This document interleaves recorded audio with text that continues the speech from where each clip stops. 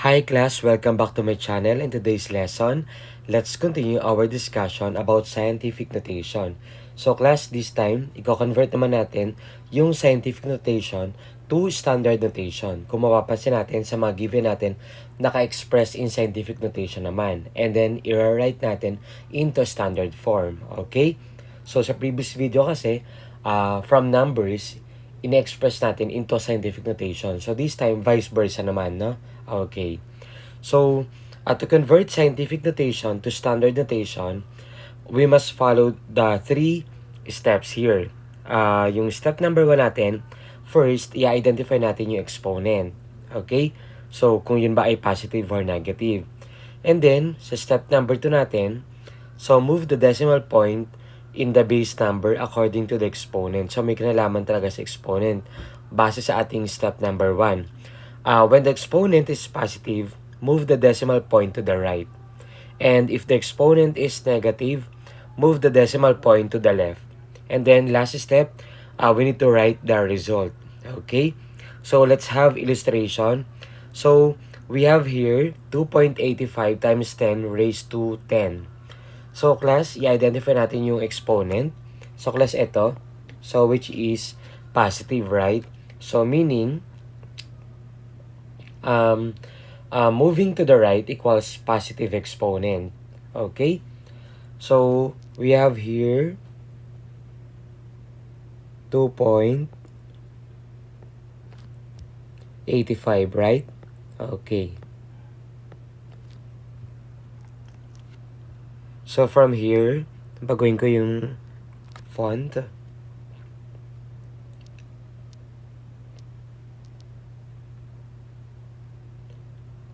So, from here, so we have 2.85. Sabi natin, so we have positive exponent which is 10. So, we need to move 10 units going to the right. Okay? So, 10 beses. So, ito yung decimal point natin. Ililipat natin to the right. So, 1, 2, 3, 4, 5, 6, 7, 8, 9, 10. So, nandito na siya. Okay? So, we have, ayan. Sulat natin yung mga zeros natin. Naintindihan? So, ganun lang kasimple. And then, write the result sa ating step number 3. Ang ating result dito ay, so we have 28 billion and then 500 million. Tama?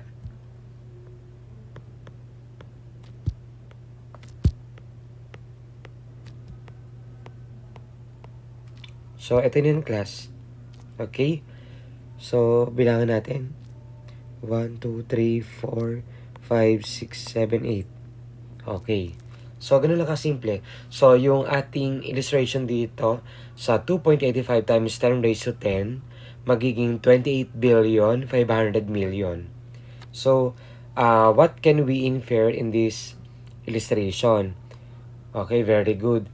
So, moving to the right,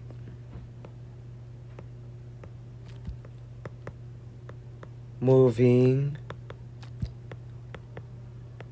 to the right equals, of course, positive exponent. Tama?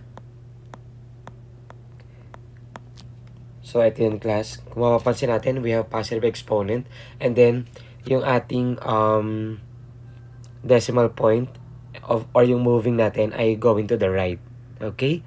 So, ganun lang kasimple. So, now, let's have another illustration. So, we have 8.8 times 10 raised to negative 7.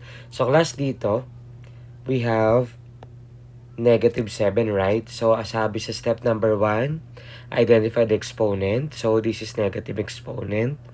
So, sulat ko muna. 8.8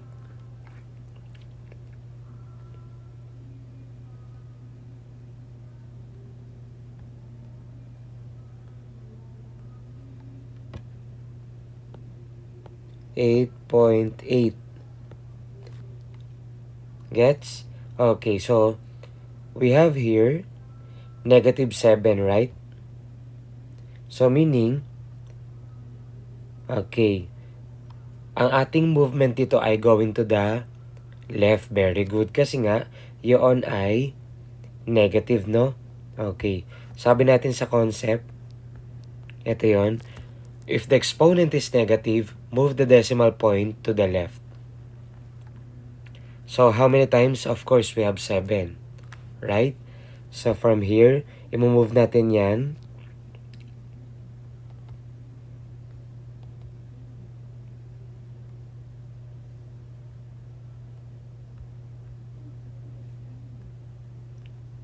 So, we have, let me change.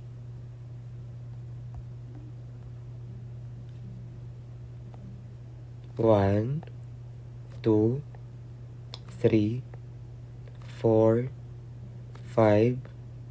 6, 7. So, nandito yung decimal point and then maglalagay lang tayo ng 0 doon. Okay?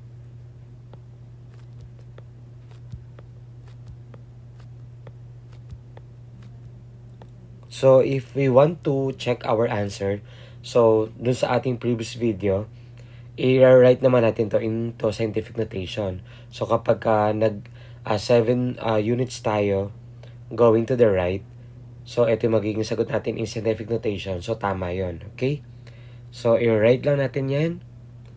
So, we have now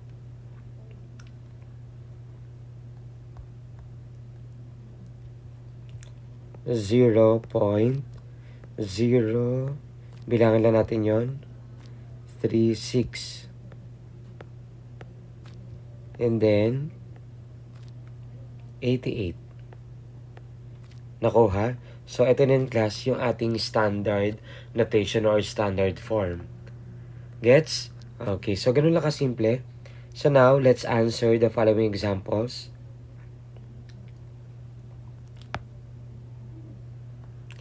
Okay, so rewrite each of the following numbers in standard form. So, ganun lang sa ating illustration. Gagahin lang natin yung class. So, we have here negative exponent. So, step number 1, pag in-identify natin yan, so we have negative exponent, right? Okay. So, ibig sabihin, so we have 4.8.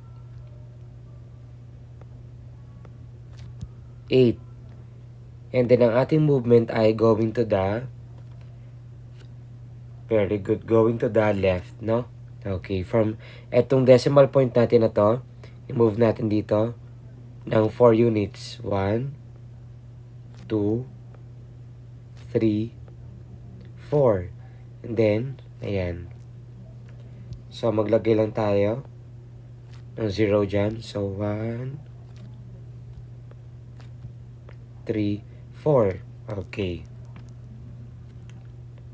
So, ibig sabihin, ang magiging sagot natin dito ay 0.00048.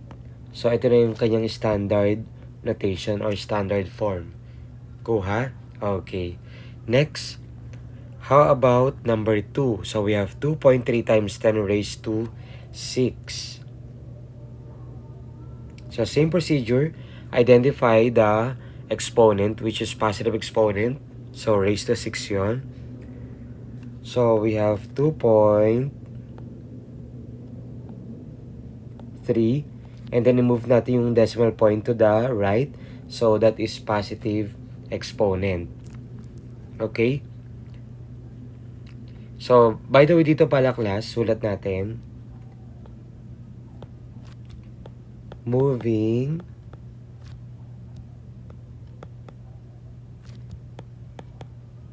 to the left equals negative exponent. Gets? So, yun class, oh. So, we have negative exponent. Okay? So, positive exponent yan, moving to the right ng 6 units from here. So, 1, 2, 3, 4, 5, 6. Okay, so nandito na yung decimal point natin. And then, of course, step number 3, write the result. So, magiging 2,300,000. Tama? So, ito na yung kanyang standard notation or standard form. Next, number 3. So, we have negative exponent again. So, we have 8.4. So, since negative to, ang ating movement ay going to the left. So, 7 units to the left.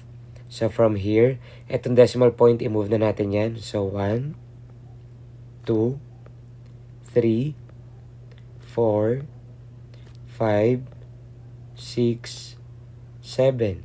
So, nandito yon. Maglagay lang ng 0 dyan.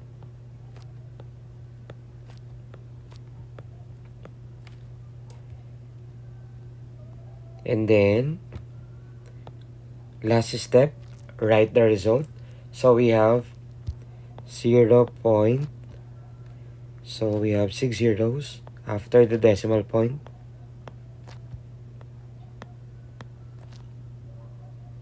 And then, 84. So, ganun lang kasimple. And then, sa last item natin, kindly comment your answer. Okay?